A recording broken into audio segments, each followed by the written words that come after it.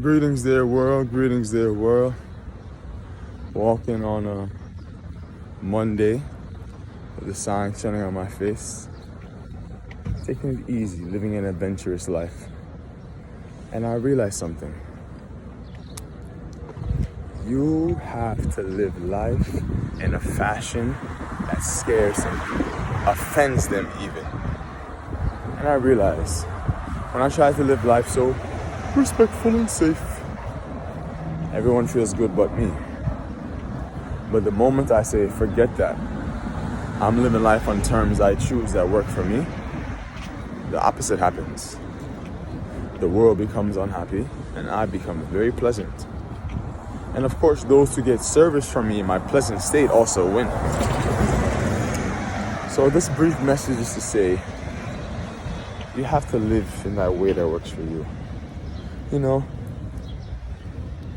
living a life where pain and disappointment exist. When we talk about pain and disappointment in theory, it sounds like it's a regular thing. You know, something that happens to other people, not that it's happened to you. But something I've realized is when pain and disappointment comes your way, that is a test to see what you're truly made of. Because with some personal things going on, I feel some pain and some disappointment. And you know, it's okay. I'm giving myself space. I'm granting myself the luxury to feel this all the way. And when I grant myself the luxury to feel this all the way, that's how I effectively, healthily, and properly unpack this. So with that being the case, I let go of trying to appear perfect. I let go of trying to appear flawless. I let go of trying to appear like I shimmer at all times and days of my life. This season, which I'm grateful for, prompted the return of the colors you see now. And I'm grateful because these colors were the colors I would wear so frequently after I graduated college. I'm like, wow, I see how this benefits me very greatly. These colors I rock on my body. So this brief conversation is just to share with you, you have to live life in a fashion that is appropriate to you. Not for mom, not for dad, not for lover, not for spouse, not for brother, and not for sister. What for you? See, what I've noticed is many people claim that they're free. Many people claim that they're brave. Many people claim that they're that guy and that gal. You know how the rhetoric goes on the internet.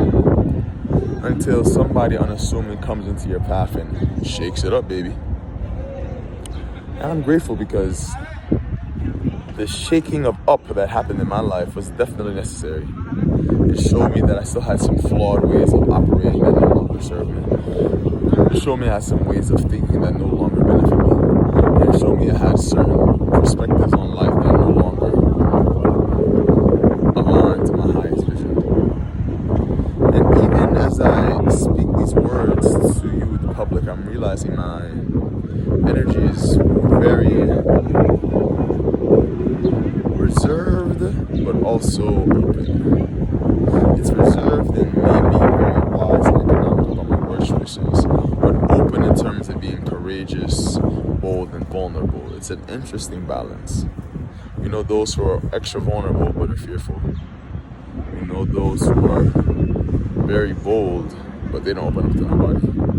So I want to say I'm in a healthy balance. I'm taking in the wind. I pulled an all-nighter last night because I was doing some things.